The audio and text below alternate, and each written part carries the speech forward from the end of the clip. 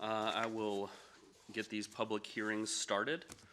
So a quick introduction for everyone. My name is Carl Granrath. I'm the hearing examiner this evening. So the purpose of tonight's hearings is to allow me to receive evidence and testimony on the matters that are pending. And we have two matters pending tonight. First will be a variance application, and second will be the conditional use permit that I believe most of the people in the audience are here for. So we will be doing that variance application first, just to give you all a heads up. So I'm here to receive evidence and testimony on the matters that are pending, and then I will make a recommendation to the county commissioners. It will be your county commissioners who ultimately make the decisions on these applications. So I will be submitting my recommendation to staff within 2 weeks of tonight's hearing, and then the application will be scheduled for deliberations before the county commissioners. So I see most of you have, if you wish to speak, you have filled out these forms, but if you do wish to speak, make sure you fill out a form, and we can have it up here at the podium. And if you, you'll see as we get to it, if you have marked you may wish to speak, you can choose at that time, or even if you mark that you wish to speak, you can always withdraw. But again, this is your opportunity to make your public testimony on these matters. And I just ask that when it is time for you to give your testimony, that you stand at the podium, you state your name and your address, and that you direct all of your testimony towards me, not other people in the room. And of course, I ask that everybody be civil and not, cheer, jeer, make comments while other people are speaking. This is everybody's opportunity to be heard.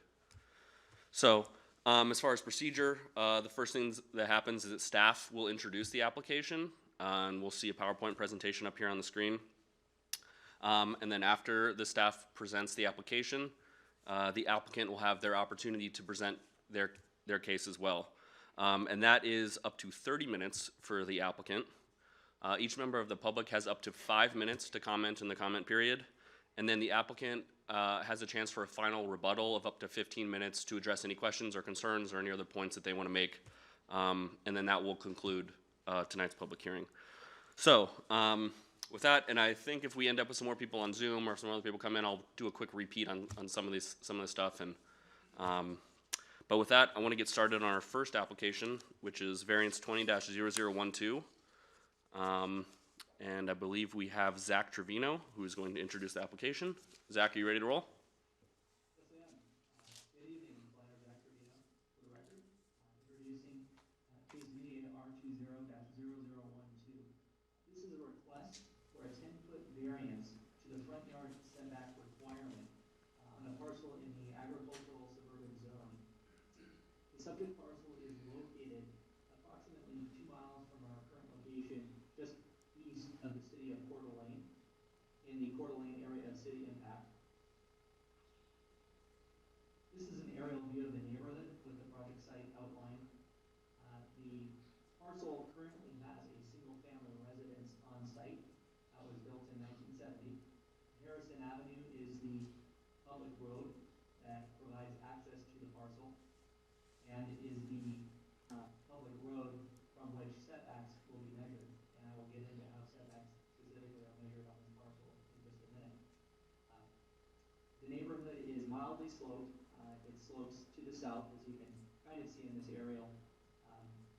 And the request involves an addition to the residence in front of the existing house near Harrison Avenue. Now the parcel is 0.344 acres, which is approximately 15,000 square feet.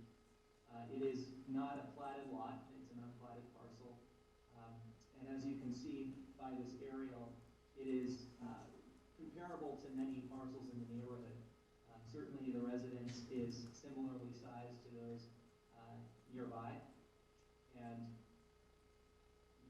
in the bottom left of the screen is actually, those parcels are in the city of Coeur d'Alene, and I can pull up an ACI map if that comes up, but very close to city limits in this location. As mentioned, it is in the agricultural suburban zone, and worth noting is that the current minimum lot size in the agricultural suburban zone is 2 acres. This parcel is significantly smaller than that, and so if this parcel were to be created today, couldn't be in this zone. It would have to be at least 2 acres. And so that is perhaps worth considering as part of the variance request on an agricultural suburban parcel that's smaller than minimum lot size. But it is considered conforming because it was created before that minimum lot size took effect. This is the site plan submitted by the applicant. The addition is highlighted in light green here. The existing house is situated such that it gains access via a driveway with 2 approaches on Harrison Avenue. The addition would consist of garage space, office space, and sanitary facilities. I'll pull up the floor plan in just a second. Importantly, for purposes of this request, it's worth noting that Harrison Avenue does not have a defined right-of-way. And so whenever you have a public road that lacks a defined right-of-way, setbacks are measured from a line 25 feet from the center line of the road. And so that would be the starting point for measuring the setbacks. And in the agricultural suburban zone, the setback requirement for front yard would be 25 feet. And they are requesting to be able to construct this addition 15 feet, hence the 10-foot variance request. And so other features that are worth noting on the site plan are the septic system, which is in the rear of the house, would not be impacted by this location. However, the bathroom within the addition would connect to that system. Additionally, the water connection is in the northwest corner of the parcel, and that also would not be impacted, although it would entail an additional connection. This addition, this is the floor plan of this addition, and it would not entail increased habitation or occupancy of this dwelling unit. It's simply to allow additional parking indoors and additional office space so the applicant can work from home. And so because of the nature of the request, staff does not anticipate that this would in any way affect traffic or any increased load on septic or water systems. These are some views of the area in question. The top left is a view directly across the street towards where the addition would be located. That truck is parked right where the addition would be, that white truck. The top right corner is the picture of the area from the west facing east. And this picture is useful because you can see the house in the rear that has a garage very similar to what this would be. And it gives you an idea of how close this addition would be to Harrison Avenue if the variance request were granted. And the bottom left is the frontage along Harrison Avenue. And it is important to note that the line 25 feet from the center line roughly equates to that curve. And that's essentially where the setback is measured from. And when we are talking about a variance, of course, undue hardship is one of the criteria, as well as showing that it's the minimum necessary. And so this bottom right photo is relevant to that, and that this is the side yard. And part of the reason for this request is because given that the addition entails additional garage space, the addition would not be able to be located in the rear of the parcel because you couldn't drive a vehicle along the side yard. It's too narrow to allow for vehicle access and the necessary turning into a garage if it were located in the rear. We have consulted agencies on this request, and none of them have provided an objection. Worth noting that Vista Utilities did require that any structure be located at least 10 feet from the power line. This would be approximately 13 feet from the power line, but we have included a recommended condition in the staff report that would ensure that this requirement is met. Of course, if this were to be approved, the applicant would then need to go and apply for building permits, and the building division would have to review those. The Highway District, City of Coeur d'Alene, Panhandle Health District, or Fire District, none of them objected. And as far as public comment, we did notice adjacent property owners in accordance with code requirements and received a total of 6 responses. 5 were in support and 1 was in opposition. The comment in opposition did not include any language explaining the reasoning for that position, simply stating that it was not in support. So, given the situation of the existing parcel and the request, staff does believe that the request is appropriate, particularly due to the limited buildable area in front of the residence between Harrison Avenue and the existing house, and the configuration of the lot or of the parcel such that vehicular access to the rear would not be possible. Furthermore, it seems that the variance request is the minimum necessary to be able to accommodate this desired addition. And importantly, if this were granted and constructed, it would result in a building footprint very similar to both the structure to the west and the east. And as part of the agency and public comment, there were no concerns that were raised that would indicate there would be a negative effect on any neighboring property owner or the public road. And for that reason, staff feels the request is appropriate and consistent with the findings for a variance. And I stand for any questions that you have. Thanks, Zach. Just a couple quick questions. Just want to double check. So that picture you showed, the curb is roughly where the 25-foot prescriptive easement ends, and then so I think we can kind of see from that picture. Is the blue dotted line the curb, or what is that in the picture? That is the power line. Okay. Well, you don't have to have to go back to the picture, but I believe I saw in your report that given the variance, the structure would still be, I believe, 40 feet from the edge of the roadway. Is that correct? No, not from the edge of the roadway. It would be, so given that it would be measured. Oh, from the center line. From the center line, I believe I stated that it would be 40 feet from the center line of the roadway. Okay. And then I also saw in one of your first pictures, I did notice the neighboring parcels both had similar garages in the setback. I saw that actually the two parcels to the west have variances on file with the county, but not the one to the east. Is that correct? That is correct. And I can talk about those variances. As you can see here, this is an aerial of the parcels. And immediately to the west, it's interesting to note that that variance is actually not for a front yard setback requirement. It was granted in 1984, and it was for the side yard setback. It was a 4-foot variance to the 10-foot east side yard setback requirement. And then the parcel further to the west, that was to the front yard. That was granted in 1988, and it was a 6-foot variance to the 25-foot front yard setback. Worth noting, though, that parcel furthest to the west actually gains access now off of Stanley Mill Road. At the time, this was considered the front, but it would now be Lincoln Street. Okay, great. Those are the only questions I had for you. Thank you, Zach. So with that, I believe we have the applicant here who would like to make their presentation, and you have up to 30 minutes, although you are not required to make or to use your entire 30 minutes. Hello, my name is Carrie Miller. My address is 2480 East Harrison Avenue, Coeur d'Alene, Idaho, 83814. One of the reasons that we wanted to do this at-home office that was really separate from our property is we do financial planning. So we have the most intimate, confidential information that anyone can have.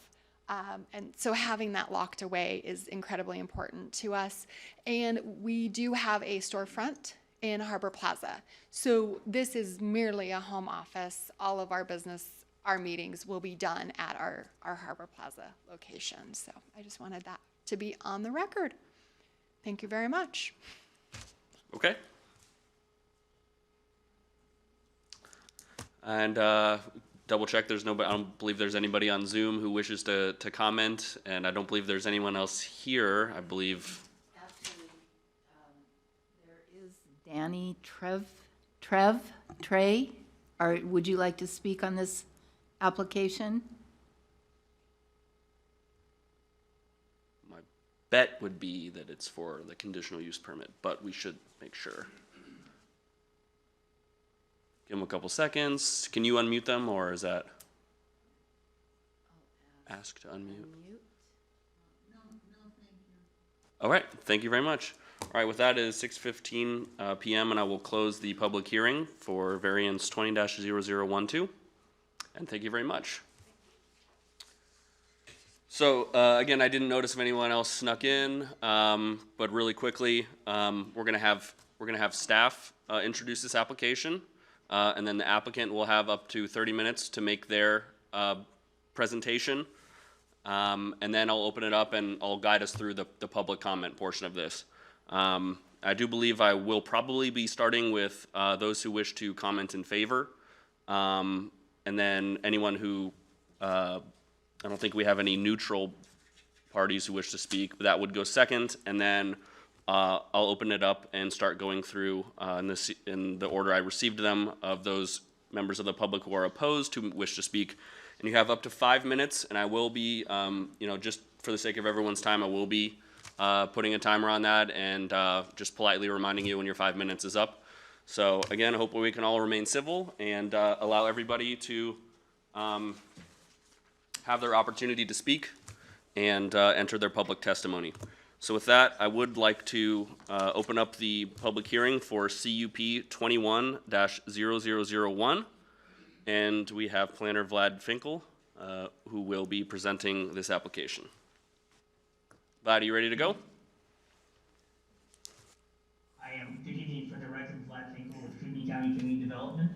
This is a request by Mr. and Mrs. Pope for the establishment of an automobile wrecking yard and junkyard on their 21-acre parcel of land.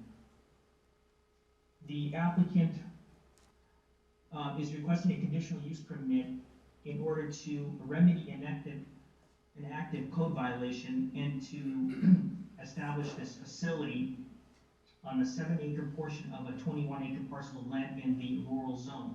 Specifically, the applicant proposes to utilize the southwest portion of the property for purposes of storing, dismantling, and recycling of old decommissioned vehicles. The property owner will transport all of the unwanted vehicles to the site. There will be no public access to the project area.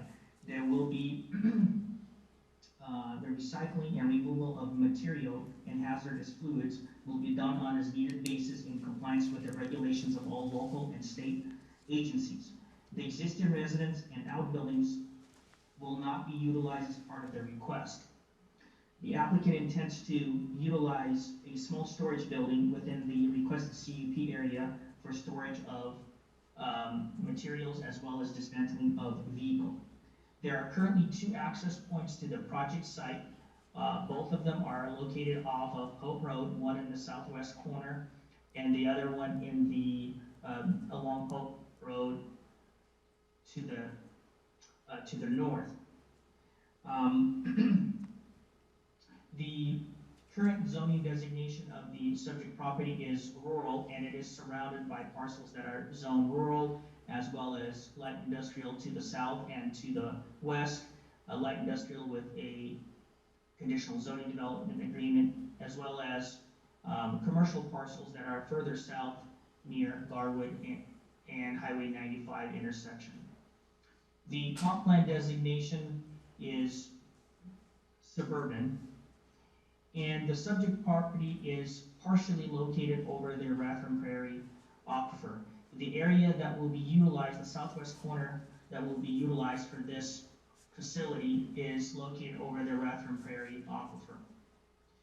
This is the site plan that the applicant submitted as part of their request. As you can see, based on the site plan, there is an existing berm that runs along the western property line adjacent to Pope Road and Highway 95. There's also a portion of the property that's screened by a berm on the south side, as well as a natural vegetative buffer along the south side and a portion of the east side of the property.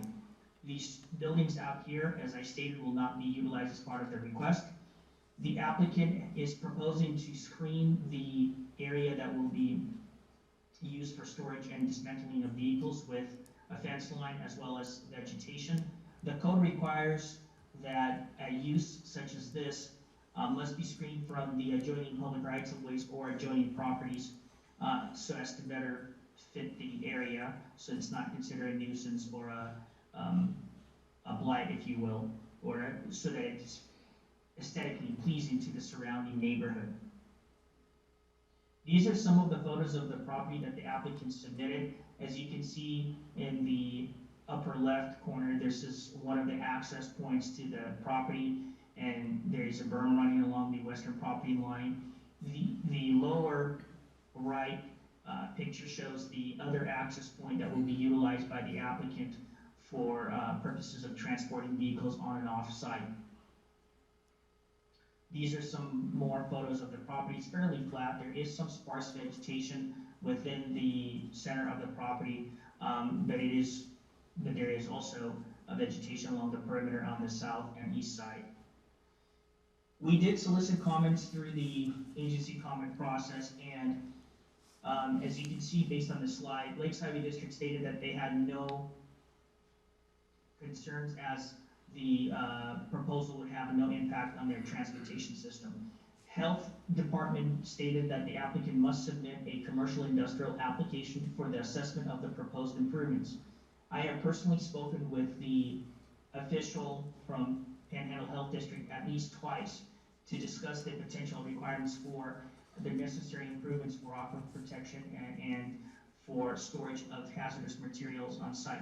What I was advised by the official is that once the applicant submits a commercial industrial application, a PhD official will go out to the site, they will conduct site assessment, they will discuss with the applicant the full scope of improvements and storage on site, and then from that point on, they will establish sort of a guideline as to the requirements that the applicant will have to fulfill in order to be in compliance with all the local and state regulations. Timberlake Fire Protection District stated that access must meet their requirements, and if there is a proposal for future buildings on site, which there are none at this time, fire suppression requirements may have to be met. Department of Environmental Quality also submitted comments with regards to this proposal. Their standard letter stated that they must comply with the state regulations in terms of air quality, wastewater, drinking water, surface water, solid waste, groundwater contamination regulations.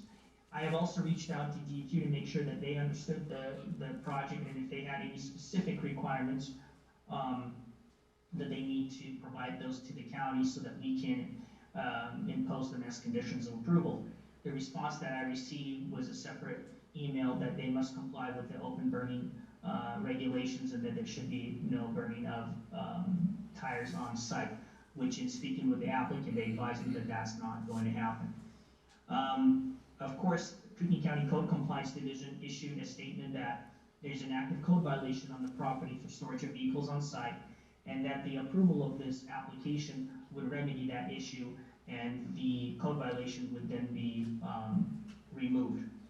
And last but not least, we have a comment from Garwood Water Cooperation, and the official from this agency stated that they have concerns with the possible contamination of a well that's located on this small parcel of land directly to the southwest of this property, if you can see where I'm pointing to with the mouse.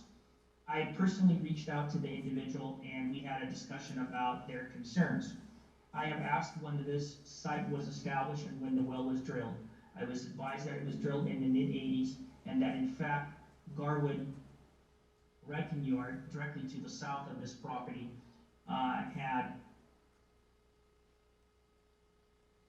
so this property to the south had granted them this parcel of land for a well site. They advised me that over the course of the last 30 plus years, they have not seen any issues with groundwater contamination serving their constituents. But they did have concerns with this property, and I asked them specifically what the reason for it was, and their belief is that based on some of their most recent observations of the filters within the well itself, it led them to believe that the flow of the aquifer is heading from northeast to southwest. We have no scientific evidence from uh, this individual or from anybody else to support this claim, and therefore we believe that if in fact there was an issue at some point in the past, or could be an issue at some point in the future, that the health department as well as DQ would be involved in review of that potential contamination. We believe that this facility being adjacent or proposed adjacent to an existing wrecking yard is consistent with the existing mixed-use development in the area, and therefore we don't believe that this project moving forward would somehow jeopardize the existing well source, because a similar, if not an identical use, has coexisted with this well site for the last 30 plus years.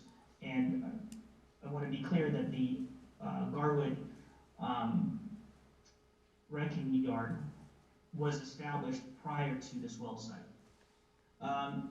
One correction I'd like to make on record is that when staff tallied up all the public comments we received through the course of the public comment period, I misstated the total number of comments we received. At the end of the public comment period, which ended 10 days ago, we received a total of 164 comments, 144 in support, 2 neutral, 4 with no position, and 14 in opposition. The main concern from the opposition was, of course, the possibility of contaminating the existing well adjacent to this site. Staff analysis, we believe that based on the Kootenai County Comprehensive Plan designation for the subject property being suburban, and suburban development involves examination of existing land use patterns that may allow residential, commercial, or mixed uses. The proposal is commercial in nature and consistent with the existing automobile wrecking yard operations directly to the south. The approval of this request would be would basically allow a use to be on this site in a compatible and consistent manner with the existing conditions in the surrounding area. We believe that the concerns raised by the water district do have some validity if in fact there is evidence submitted by the public of some sort of a scientific study or something brought to the attention of staff by a public agency. Until then, we believe that if the existing use could have or has coexisted with this well site for the last 30 plus years, so can the new site. I don't have anything else to add at this point unless you have any questions for me. Thanks, Vlad. I believe one question for right now. Is it part of the Panhandle Health District's commercial industrial application? Will there be ongoing compliance and inspection by that or any other agency to ensure that, specifically the liquids from the vehicles, to ensure that they're properly dealt with and disposed of? That's a good question. I did pose a similar question to the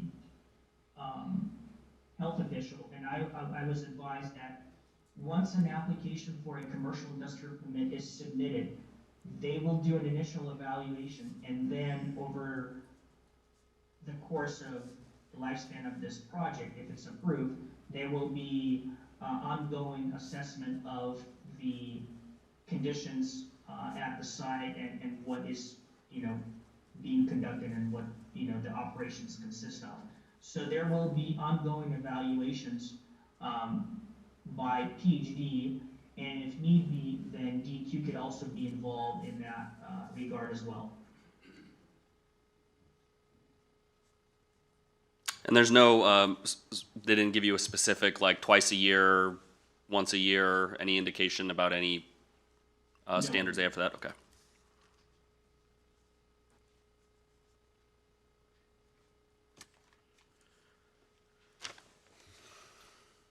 But we do have a conditional approval there that states the applicant must apply for a commercial industrial permit prior to commencement of any operations on site. And so that is sort of the trigger point for them to move forward. with this proposal, if in fact it is approved, is that the first step they have to do is apply. And I believe in speaking with the applicant, they have already done so, but they could provide additional information when it's their turn to present their testimony. Okay. All right, I think that's all the questions I have for you for right now. I'm going to give the applicant their opportunity to present, and perhaps I will have some of those questions for them. Thank you, Vlad. So with that, I'd like to welcome up the applicant, or if there's the applicant's representative.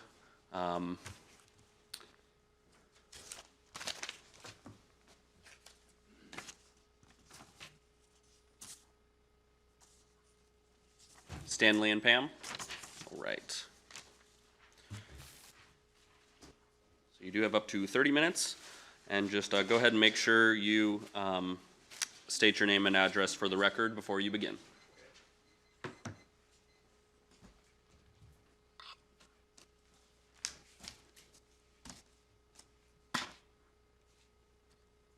This thing on.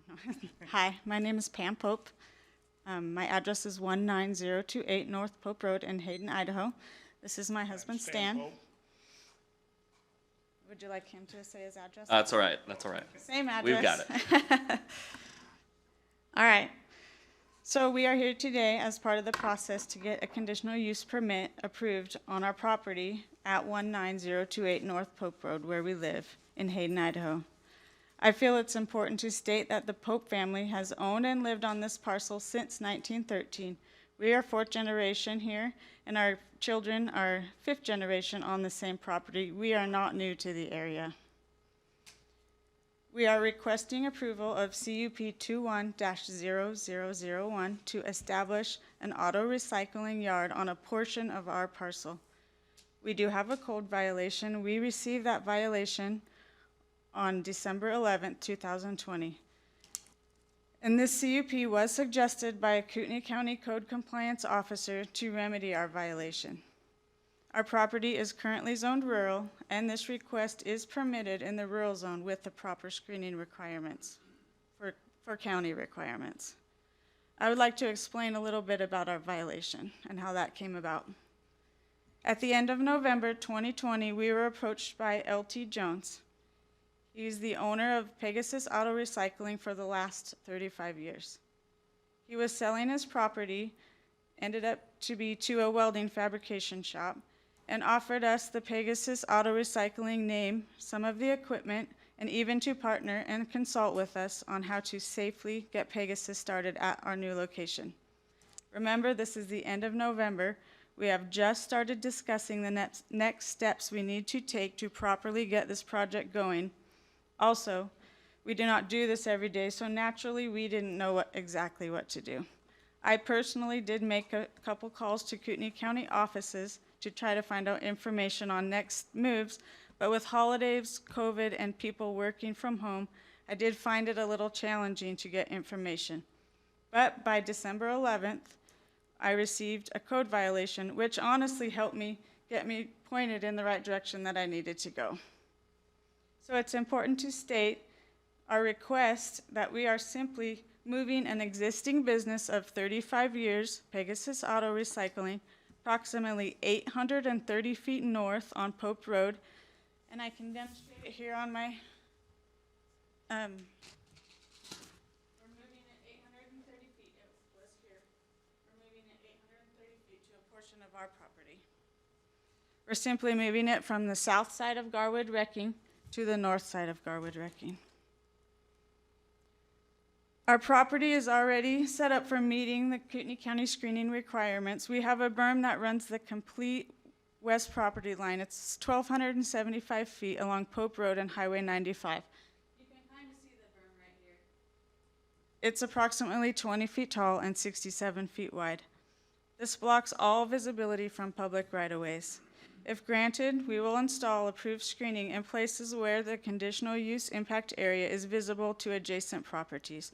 Actually, there is only a couple, but we will block them. With the screening already existing on our property, our operation will not be visible to the public at all. You will not even know that we are there. As Vlad stated, we do have 2 driveway entrances. Actually, one is right here. That's for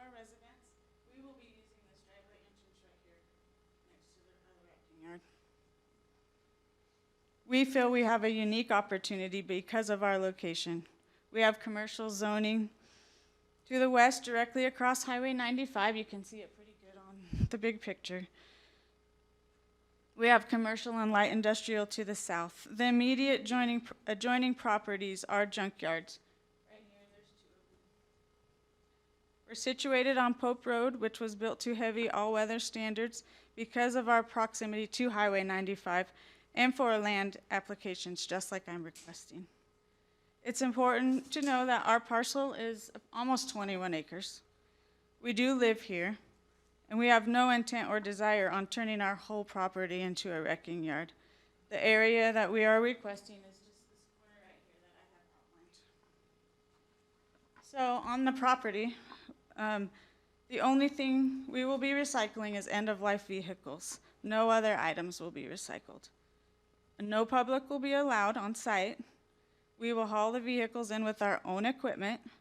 It's our intention to recycle these vehicles quickly. All handlings will be done according to the rules and regulations set forth by Panhandle Health District, specifically their critical materials program and all other governing agencies involved. This will be a family-owned and operated business. Our goal is to have a clean and environmentally responsible recycling yard. Now, there's so many reasons to argue that auto recycling is beneficial and especially important to our environment. Auto recycling literally takes millions of old undrivable cars out of our communities and off our streets. It turns these vehicles into reusable materials, lowering the cost of steel products and improving the environment. Recycled metal saves tremendous amounts of energy and preserves our natural resources. Not only are the metals and other materials recycled, but auto recycling allows for the fluids to be removed and recycled safely, avoiding contamination to the soil and environment. I could go on and on, but I think you get the point. There are only a couple of wrecking yards locally, and as our community grows at an incredible pace, this service is a necessity and not an option. With all the new apartments, housing developments, and commercial construction in our area, this is a needed service to help keep our streets and alleys clean and clear of unsightly, unsafe, and broken down vehicles. We will do this in a safe, responsible manner. So we did have a couple of concerns. We respect the opinions of others and would like to discuss their concerns. So my first response would be to the Garwood Water Co-op. They had expressed some concerns about contamination of their wells, specifically, I guess, to the northeast of their wells. So I went on Google Earth and I found some photos. And so Garwood Water Co-op, they were installed on an existing wrecking yard. So here's a picture of the wrecking yard. So it used to be a wrecking yard where they put the wells. You can tell on these top 3 photos. Here's the wells, you can see them right there. Tried to mark them as best I could. So the first well on the site was drilled in 1986. The second well was drilled in March of 95. Based on the available mapping, the said wrecking yard property is over the Ralston Prairie Aquifer. So these pictures were important to me because these pictures show a history. There are currently and have been historically vehicles stored immediately to the northeast of the wells. Now, in the letter that Corky Weatherwax had written to us, he stated, "We believe that spills or long-term storage of vehicles immediately northeast of our wells has the potential to impact and degrade the quality of our water." So if you look at where the wells are, there is automobiles north and northeast of their wells right now. So I wasn't... Yes, and Garwood Wrecking has been there for 50 plus years with no contamination to the wells so far. Before the wells were even there, So I did not feel like our site would put any more contamination, probably, honestly, less contamination. The rules are more stringent nowadays, more regulations on everything. So that was just my concern. I don't think ours are any If there's no concern from the past, I don't think there will be concern in the future. He had some conditions he put forth on his letter. I assume that you have gotten to read all of that. As far as the conditions they have suggested, we will completely comply with Panhandle Health District requirements along with all other governing agencies. We feel that these governmental agencies' reviews and approvals are satisfactory and will properly protect all involved. That's what their job is, to protect all involved. So there was a couple other concerns, but I read them and they looked to me to be of competitive nature and not relating to my CUP application. Mostly the water concerns were relating to my CUP.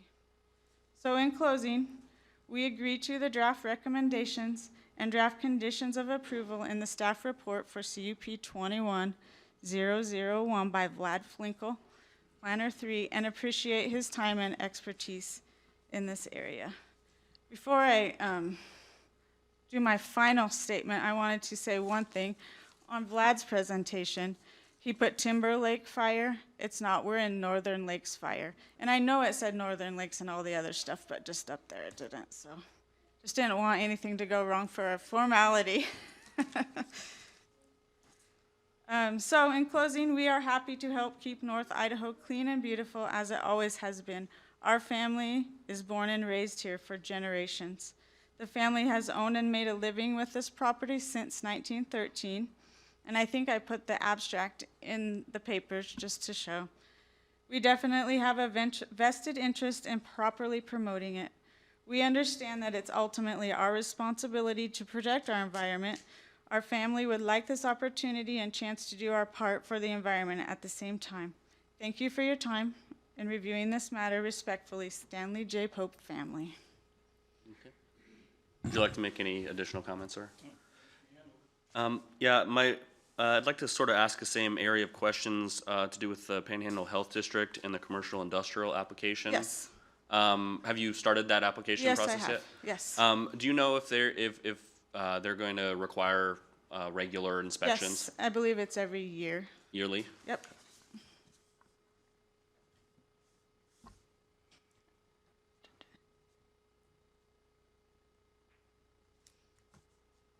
And we did contact Panhandle Health to come out.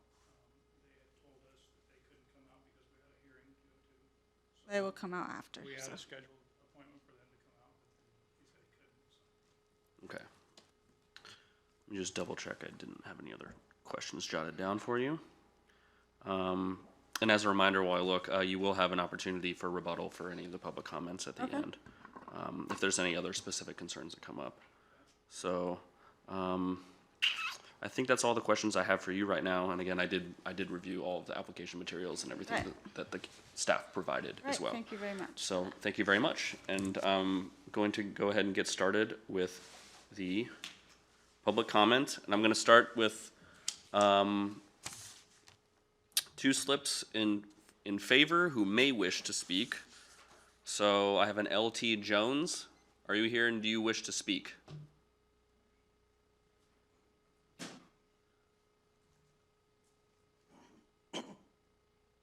I'm LT Jones, and I operated Pegasus Auto Wrecking for 35 years south of Garwood Wrecking, which is 830 feet from where. And one of those things where it says there was a violation code for running an illegal wrecking yard.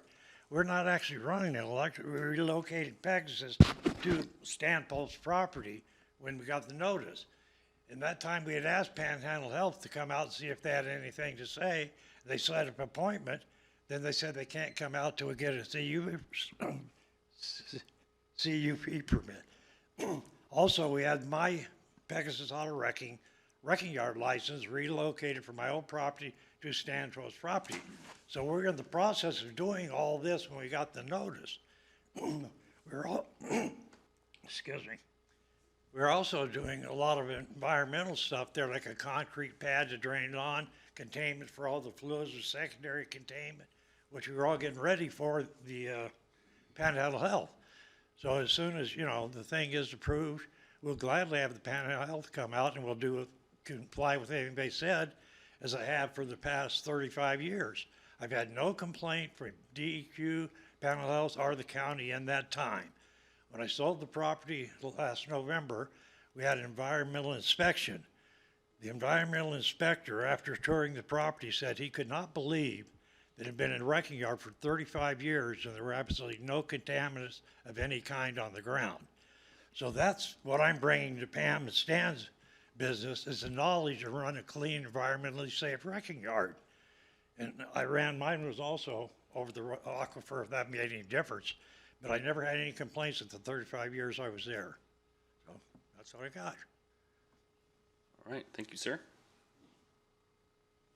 And I believe we have Susan Pear. Okay.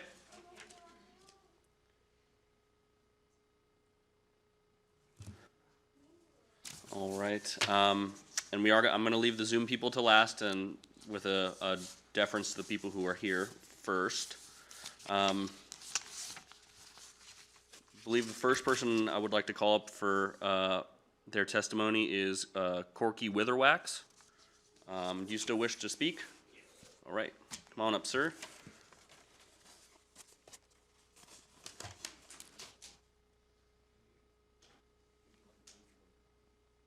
Sure. If you're going to be referring to this, then yes. All right.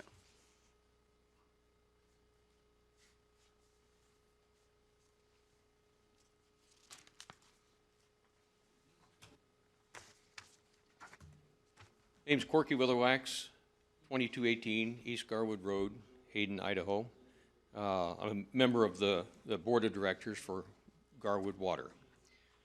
I'd like to say at the beginning, I've never had anything but good relationships with the Pope family, you know, and this isn't like a not in my backyard type situation. I'm here representing 400 plus users for the Garwood Water Co-op. And our two wells are just adjacent to the subject property we're talking about tonight.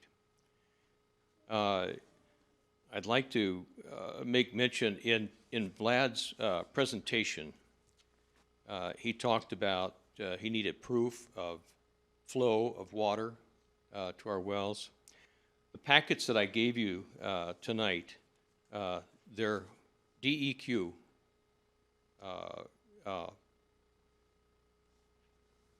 They're DEQ, parcel, or proof that our parcels are fed by water from the northeast.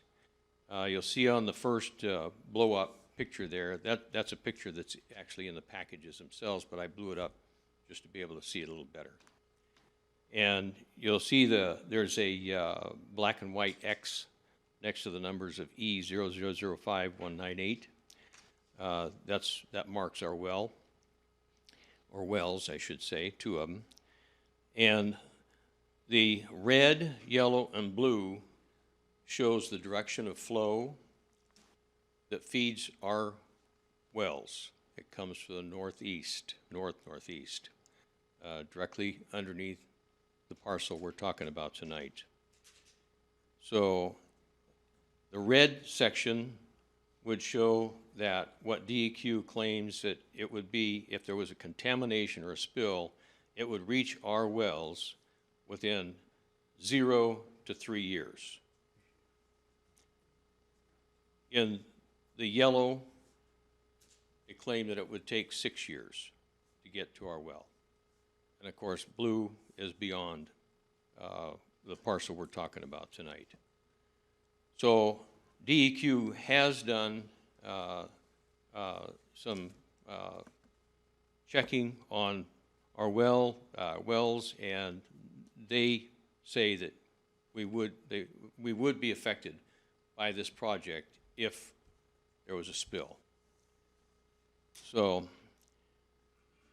they claim that and we all know that our soils are gravelly, and so therefore contaminants can travel rather fast. And again, like I say, I'm here because we have 400-plus people, relying on water from those 2 wells. There's really not many other places that we can go to get water. We're right on the edge of the aquifer. So it's very important to us to protect these wells. Mrs. Pope made mention about the fact that we drilled the first well next to Garwood Wrecking. We didn't drill the well. The well was drilled a couple of years prior to us obtaining the well. And it was drilled by H2O and well drilling, and there was considerable conversations with DEQ, Garwood, H2O well, as far as its location next to the wrecking yard, the existing wrecking yard. And it was determined at that time that DEQ's report shows that our water really doesn't come from the east to the west. It's from the north, northeast coming down. So they felt very, satisfied that we weren't going to be affected by anything that, a potential release from Garwood Wrecking. And we never have been, affected by it. We test our water monthly. So our concerns are, of course, the spills, but also you've got ingress, egress, which is within 50 feet of our wellheads. Who knows? Accidents happen. So if you look at page 5 of the packet with the green logo on the front of it, which is a DEQ inspection. Just a reminder, that is your 5-minute timer, so if you could wrap up what you're saying, Okay, I'll all give you right. a little bit of leeway. Okay, it also talks about Garwood Wrecking and the potential of contamination. So they acknowledge that, this type of activity could contaminate. It's possible. So I guess the only thing I would say is, like I say, I have nothing against the Pope family. If they want to do this, how about moving it to the north end of their property instead of the south end of the property right next to our wellheads? So, All right. I will review this That- information that okay, you provided to me. We'll get it as part of the record, too. okay, thank you. The HE 1002. Okay. The photographs from the folks will be HE 1001. We have already taken pictures to provide you. Okay, Thank you. Thank you. All right, just from the top of my stack, I have Chris Burke, who may wish to speak. All right, come on up. State your name and address for the record, please. My name's Chris Burke, 7128 West Trevor Street in Rathdrum, Idaho. I have an interest in Garwood Wrecking and Garwood Pull and Pay, which is the 2 wrecking yards south of the subject property. I just read through the notice of public hearing mailer, and it states a few things in there that may be inaccurate as far as recycling old vehicles, no public access, and hazardous fluid storage and outbuildings not being utilized for the business. I have observed the public using the property limited, but it is occurring currently. So if it was approved, it would continue, obviously. Fluid storage, that's, up to DEQ to inspect. There would be additional stormwater runoff to manage. So an impermeable ground surface and curbing would be an important thing to consider on a project like that. Change of use on the existing buildings of the property would probably be another important thing to do since it's already being used as a cottage business application. It would be important to note that there are several other auto wrecking yards and recycling facilities in the area. I'll try to list them. I know I've only got 5 minutes, but we have Garwood Wrecking, Garwood Pull and Pay. Just north of us, we have Kohl's Automotive. We have Coeur d'Alene Auto Recycling in Coeur d'Alene. We have Gem Salvage out of Post Falls. We have Pacific Recycling serving the Sandpoint area. We have Arrow Auto Salvage serving north of that for our distant people there. We have John Fitzmaurice serving the Spirit Lake Cutoff Road, Blanchard area.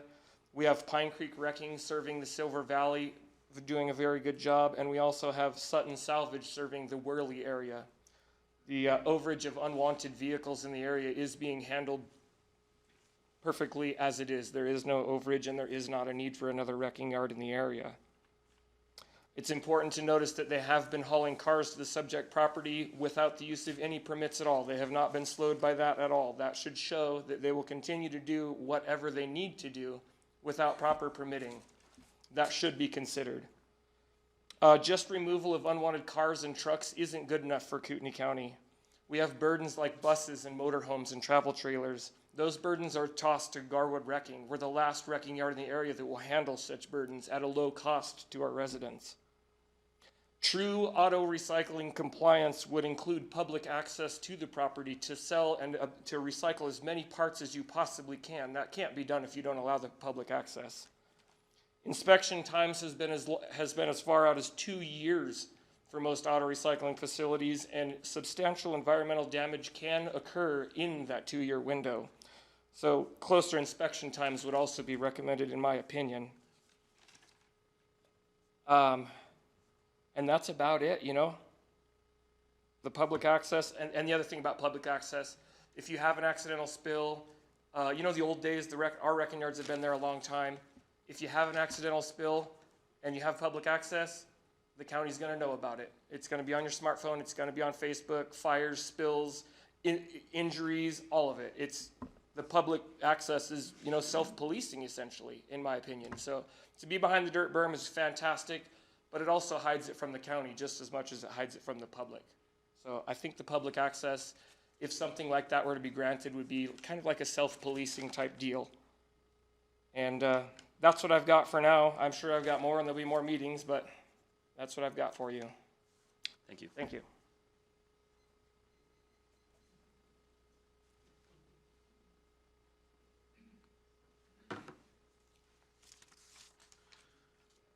Next on the list, I have Bill Hannebuth. Sorry for the mispronunciation. My name is Bill Hannebuth. My address is 2803 East Garwood Road, Idaho. I'm also on the board of directors for Garwood Water Co-op. And I think Corky clarified a lot of the issues that were maybe not taken into account. The map that DEQ had with the flow, we're talking about an underground river that does flow. Slow, but it does flow. The fact that it is right underneath the area of the new proposed wrecking yard, it flows right directly to our wells, is of concern. We also had a situation years ago when Hauser had the Burlington Northern Railroad fuel station. All of the effort that went into there to provide the protection of the aquifer still has spills. You know, it's a concern. Now, there's only 400 or so plus people on our water co-op, but they demand or require clean water, and that's a big concern. The issue of liability, if this goes through, where is the liability to protect us? Now, again, we're talking about 400 people. We had a situation over in Spokane, Fairchild Air Force Base. You know, how long did it take for that? You know, it's there. They're dealing with that issue right now. Much bigger than us, but you know, still, it's still a concern. Looking at the map that Corky did provide you, I would feel more comfortable if this location was moved to the northern part of the property. Because of the flow from northeast to southwest, you know, at the north end of that property, it would not be as much of a concern. And again, because of the fact of the location at the Garwood wrecking yard was where the wells are drilled, it's at the far boundary of the wrecking yard. And again, it's all the water is flowing away from our wells. That's why we haven't had any issues up to this point. Again, that's all I've got for now. Thank you. Okay, thank you, sir.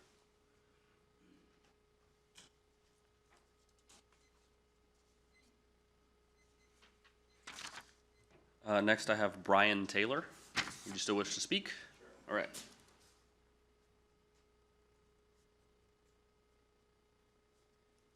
My name's Brian Taylor. I live at East 4855 Ohio Match Road, Hayden, Idaho, 83835. We have some concerns.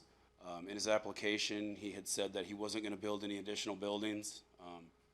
To drain and process these cars properly, you have to have a pretty good facility with at least a 6-inch retainer wall all the way around your building for spills, splashes, etc.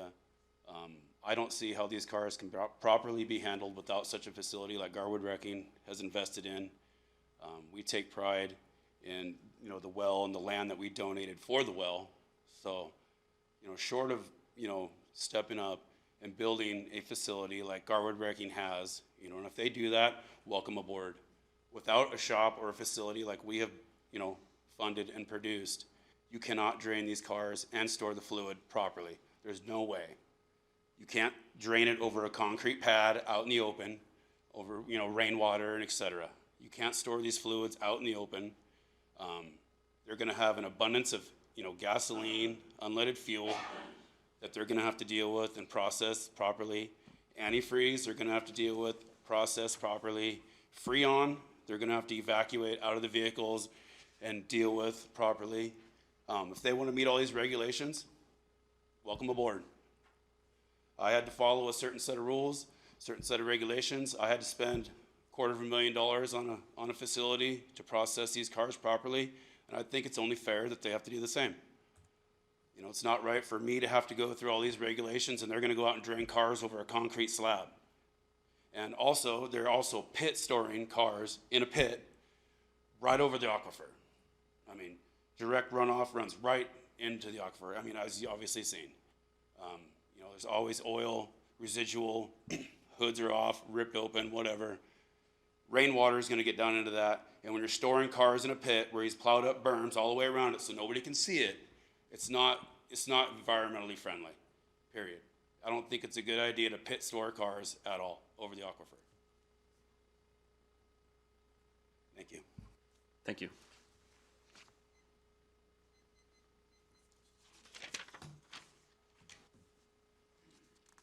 Next I have Roy B. Taylor. Would you still like to speak, sir? All right, see who's coming up.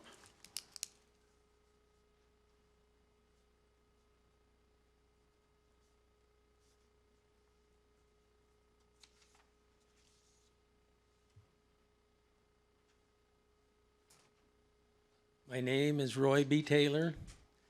I reside at 4855 East Ohio Match Road and 18750 North Pope Road at the Wrecking Yard.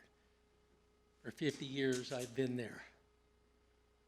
It's been my life, or at least over half of my life. But I need to emphasize that when John Wheeler and I went together and pioneered those wells, or the first well out there at the Wrecking Yard, that location at that northwest corner of my place was chosen because we were aware of the northeast to southwest flow of the aquifer. So we didn't want to have the possibility of any contamination from the Wrecking Yard getting into the well. And those engineering geologists, or whatever you call them, when we were drilling that well, why they were very adamant about telling us about this. The main thing I don't want, that I'm opposed to this, is because of the impact to the Wrecking Yard that this proposed Wrecking Yard is going to have in my business. The recycling of the used automobiles has been my business for 50 years. I sell a few parts on the side, but the recycling of the automobiles is my business. I'm concerned that every car that Stan takes out of the county is taking away from me. Maybe I shouldn't be selfish, but I've seen it over the years. I've prided myself on cleaning this county up. I've hauled an awful lot of rigs out of this county and recycled them to help make the county better. I'm really concerned that with Stan doing this, it's gonna hurt my business. Obviously, maybe not a lot, but it'll be taken away some from me. I don't have anything against Stan. This is purely business. I've known Stan for a long time. And his family, and his father and his grandfather.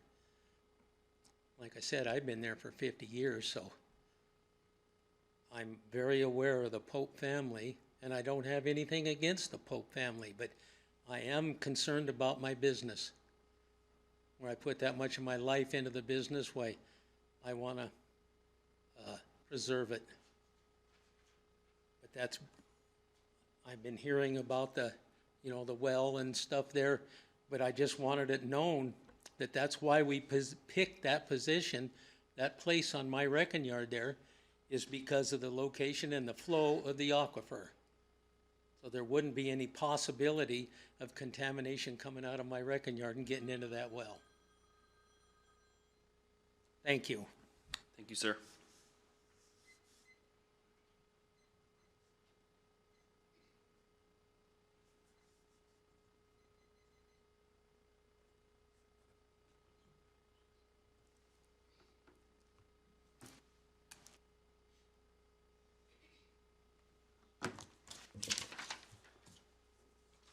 Next person I have is Taylor who may wish to speak.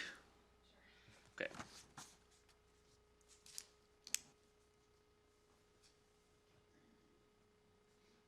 My name is Taylor. I live at 4855 East Ohio Match Road in Hayden.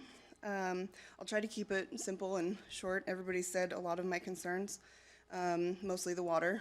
You know, our family drinks off that aquifer, and so it's obviously a big concern to me, especially hearing, you know, the way it flows and all that.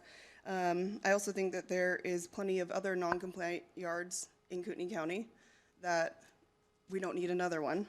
The fire suppression, one of the old Pegasus buildings caught on fire not that long ago.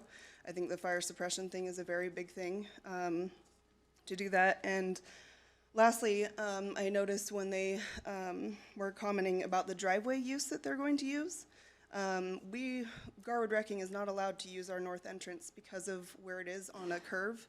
They're on Pope Road. It's also right there next to the well. If you're hauling, you know, a big truck, another car in behind there, I don't think with the increase in traffic that using that driveway would be a very good, you know, option. So those are my concerns. Thank you. Thank you.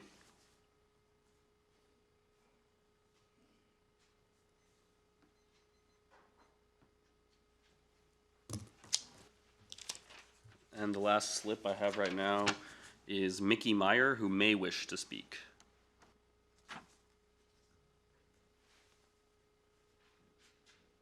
Oh, actually, I see that you are in favor. Was that if I got you in the wrong spot? Never mind, come on up, sorry. Perhaps the wrong box was checked. Please forgive me, I'm severely hard of hearing. I'm Mickey Meyer. I live at 17902 North Rimrock. I am a client of Garwood Water Co-op. I'm also a board member of that organization, and we service north of probably 50 homes, I believe it is. Pardon? Excuse me, 150. I should know that. I wanted to speak, and I have extensive experience in hazardous waste litigation. I have dealt with countless incidents in Berkeley and Oakland, California. And the conditions there, I admit, are very, very severe. Maybe not, this was 20 years ago, but we'll probably catch up with that here. I want to speak in behalf of the Pope family, and I understand how important it is to move forward with your business. But dealing with these issues, if there does happen to be an incident, it becomes a very high risk incident and very high risk for the business owner. It can stop his business immediately, and it can cause him undue expense in remedying the situation. If there was if there happened to be an unfortunate spill, it would be a disaster to the whole company. And I just wanted to register that with absolutely no selfish reason whatsoever. But it's a high risk to put a wrecking yard on top of our aquifer. Our aquifer is, as I understand it, is going to be directly beneath that wrecking yard. And I just have a fear, and I wanted to register. And I appreciate the opportunity to do that. Okay, thank you, sir. All right, I'd like to see if there's anybody who's connected via Zoom who would wish to speak. We had the one person before, Danny Trev. Danny Trev, would you like to enter public testimony on this matter?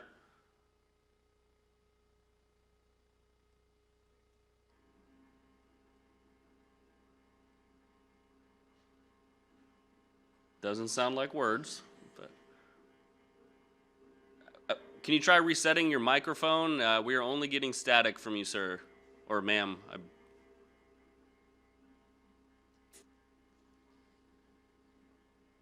Can you try muting and unmuting?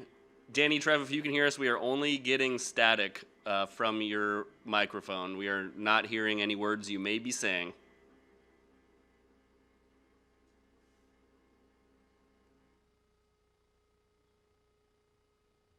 Yeah, let's try and unmute one more time and see if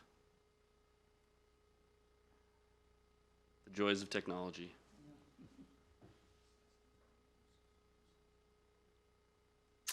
Danny, can you unmute your mic?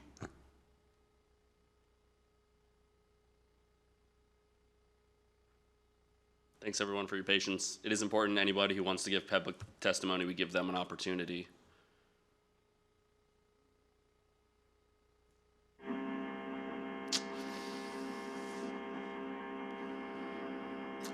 That's pretty rough. I'm sorry, we are only getting feedback from you.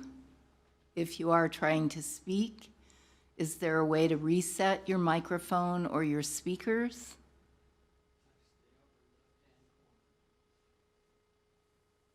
Yeah,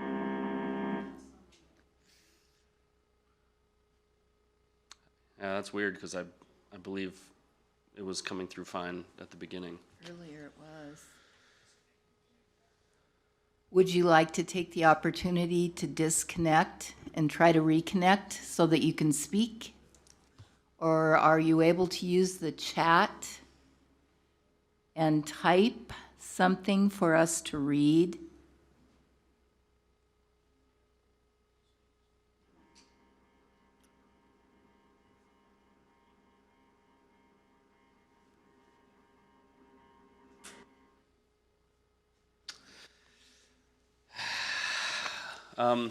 Perhaps, Danny, if you can hear us, if you could close out of your Zoom and reconnect, I'm going to allow the applicant to have their rebuttal time, and if you are able to reconnect, oh, I see she's going to do that now, so let's give her a chance to do that right now. Because I do want to have the applicant to have the final opportunity. So thanks for your patience, everyone. We'll give it a second.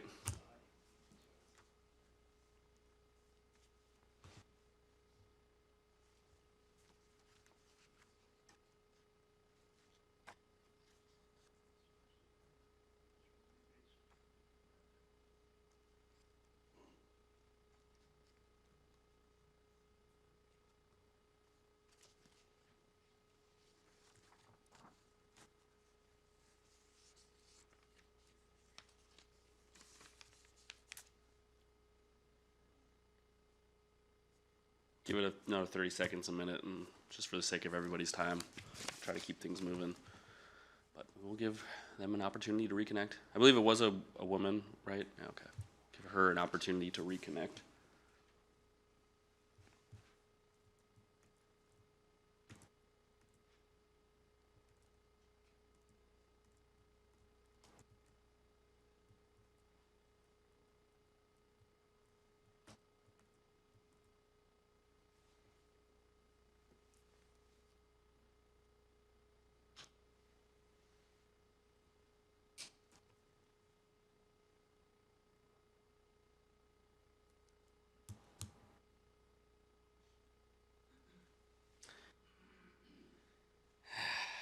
Well, I'm going to go ahead and move on. If she is able to reconnect, I will give her the opportunity to enter public testimony. And if she does, I will afford the applicants the opportunity if they would like to rebut her testimony if she's opposed. Applicants, you have another 15 minutes if you'd like to speak to any of the points any of the members of the public have brought up, or any other matters you'd like to discuss. You have another 15 minutes. Okay, well, they threw a lot at me, but I think at least I have some of the answers. So we are considered, or will be considered, a very small quantity generator. This is EPA standard stuff. I don't know, they're talking about oil spills. I don't know if they're talking about the Exxon Valdez, but our plan is not to have massive amounts of oil stored on site. Under the very small quantity generators, I think it's 2,200 pounds. I think a 55-gallon drum weighs around 400 pounds. We plan on having this stuff picked up by Safety Clean frequently, not to get over a certain amount of oil on site. We will not store. We have secondary containment for all of it. But like I said, it will not be stored on site, and it's not huge quantities of oil. About the water flow, I mean, I'm just gonna bring up my poster again. Garwood Wrecking does have automobiles stored to the north and northeast of the wells. What they're talking about, which way the water's flowing, and they have not had contamination yet. I don't know, and like I said, I was trying to jot down everything, but there was a lot of stuff. And so these are the main points. I mean, Chris stated that we had the public coming onto our property. We do live on this property. We don't have a conditional use permit yet. We can have people come to our property. I think everybody can. It's not a cottage industry, because I did try to call it that, and that's a different meaning. So, as far as, so Pegasus Auto Recycling has been there for 35 years. We're not adding a new wrecking yard. We're simply continuing one that has been here with everyone else, with all the other wrecking yards that Chris listed. And he stated he wanted to take the burdens. That's his choice. If we don't want to take motorhomes, we don't have to. We do plan on doing parts at some point, but we will do parts online, because we do live there and we do not want the public coming in. That's our reason for not wanting the public, because it is our home. So if we do parts, we will do them online, no contact. We will ship them or deliver them. When we talked to Panhandle Health, there was not a 2-year wait to get them to come out, like Chris stated. So, on the statement of the drain building, I don't believe that Garwood Wrecking put that building in right away. They were there for, I don't know how long the building's been there, probably maybe 10 years. So they were there a good 40 years before they put their building up for containment. That building's not required. I mean, we would all love to put one up, but it's not required. And as far as containment goes, before the building was put up for Garwood Wrecking, which they put up after they had got property bought from the state, had to move some of their stuff, so they put the new top up. Before that, as far as containment goes, there was no containment that I know of. I've witnessed no containment down there. I've witnessed a lot of bad stuff that's went on down there. So if Roy or anybody would like to show what they did for containment before that, I'd be happy to see it, because for all I know, I've since a young kid going down there, there was no containment down there as far as any draining of any kind. On their defense, there probably wasn't regulation at the time, too. But we're not storing the fluids outside. It's all undercover. That's a requirement. You can't store stuff outside. And like I said, Safety Clean will be picking up our materials frequently as not, so we do not get over our 2,200 pound limit for a very small quantity generator. And we had talked to Penn Hill Health originally. They said that it was not required to be covered, drained area. They wanted it, but they said it was not a requirement. And that's why they were coming out to tell us everything that we needed to do. And like I say, they never could come out because of the hearing process, so they couldn't come out, say anything to us. Anyway, Roy's statement for the flow of northeast contamination, again, my poster, I guess they do have vehicles stored northeast of the wells. I don't think the impact on his business is, he's gonna notice because we are Pegasus has been there for 35 years. We're just continuing it. It's not like we're going to take his, it's just continuing a business that's been already existing for 35 years. He's already been living with it for 35 years. So, I mean, I apologize if he's hurt that we might compete with him, but Pegasus was also competing with him, I guess. We do drink the water too. We live there. We have our own well. We're not on Garwood Water Co-op. The fire suppression, the fire department has already looked at it and said we're good. Unless we build a building, then we will have to do the fire stuff. The driveway, Lakes Highway District is aware of our driveway. They put it in. It's a legal driveway. It's actually quite a ways in there, so I don't know. It is a There's shared plenty of driveway- room. Shared driveway with The well. the wells also. And also on Corky saying about the spills, I was curious on what amount of oil that he was talking about getting spilled that would for sure reach the aquifer and Right. contaminate their water. What amount? What would it take? Would it be an Exxon Valdez spill, or what would I don't know what it would take. He made it sound like they had a number, so I just was curious. I believe there's a lot of businesses over the aquifer. A lot. I don't even know if there was a contamination. How would you pinpoint it to one particular business? I don't know how you would do that. There is so many of them over the aquifer right now. I mean, there's thousands of cars over the aquifer right now. And like Taylor stated, there is lots of cars all over this county in people's yards. And like I say, they are over the aquifer, so I mean, if you wanted to start adding them up, there's plenty sitting out there right now. Yeah, and there's lots of other businesses that are high risk. So, I mean, I don't know.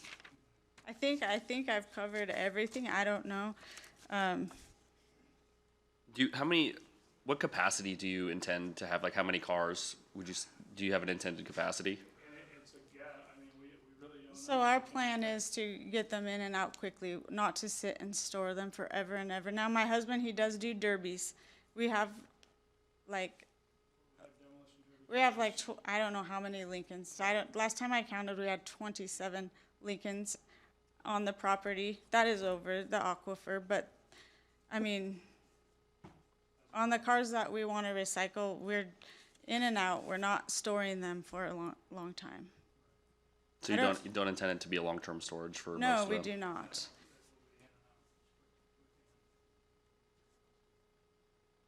And did you consider using, just out of curiosity, did you consider using different portions of your parcel? How did you determine to use this? I did. When I started this, I asked Vlad if, because I knew we were over the aquifer, and I said, would it be better if we moved it to a different portion? And he said no, he didn't think so. Because also with the county, I guess, since it's a wrecking yard, they like them grouped together. So I guess he thought the chance would be better there. And I honestly don't know that I don't think an oil spill is a thing that happens. I mean, it might happen all the time. I don't know how long it reaches the aquifer. I guess I would have to have a scientist tell me, or if it even could. There's lots of layers, there's clay. I mean, I think all of that has to do with it. Well drill report here, there here shows there's like a 60-foot clay pocket before it hits the aquifer on here on H2O's field. So, that right there, you know, is about impossible to get through 60 foot of clay, and that's what we've been told. I don't have any, you know, any documents on it yet. Like I said, I will get it though, but I mean, like I say, 60 foot of clay, and I was told that when they did drill those wells from Roy's brother, that that's what they told them. There's no possible way that oil would ever get through 60 foot of clay or gases or anything. So, like I said, that's hearsay. I understand that, but that's just what I found. So, I didn't think it would be, like I said, it's this big of an issue, honestly. I mean, like I said, if Roy's yard hasn't contaminated that, because before Roy Exactly. had it, it was a wrecking yard before he had it by a gentleman by Hegstead. He had a wrecking yard there in the 40s when my dad played in those old cars that were sitting there. So it's been a wrecking yard longer than Roy, longer than, you know, longer than 50-some years. So if this hasn't contaminated that aquifer now, I don't think there's no way they could, in my opinion. Okay, Thank you. thank you. Was that person able to reconnect? No. And I'm sorry, sir, that we don't afford the opportunity for any more public comment. Have you already? I just wanted to say, the inspection So- side, once you're established as a wrecking yard, since they haven't been around long enough to have it happen, it's not that they won't inspect them in 2 years. Once you're established and you're on the rotation. You know what I mean? Like your regular scheduled checkup, not the get it started type deal. That's all, you know, whatever you need. But Okay. once you're set up, it's usually every 2 years. Okay, thank you. So I believe that will conclude tonight's public hearing. So I'm going to go ahead and close, or I'll make a couple quick comments. Again, I am making the recommendation to the county commissioners. So I make a recommendation, your county commissioners will be the ones who ultimately decide this application. My job is to, first and foremost, run this meeting, make sure everybody has a chance to have their testimony heard and put on the record. And then I write a recommendation about how I believe the facts apply with the law to this permit. And as a reminder, a conditional use permit, this is an allowed use if you follow through and with all of the with this conditional use permitting process, and can comply with all of the requirements therein. I will be submitting my report within the next 2 weeks, and it will get scheduled to go in front of the county commissioners, who again will have the final authority. So with that, at 7:28, I'm going to close the public hearing for CUP 21-0001. Thank you all very much for your time. Have a good evening.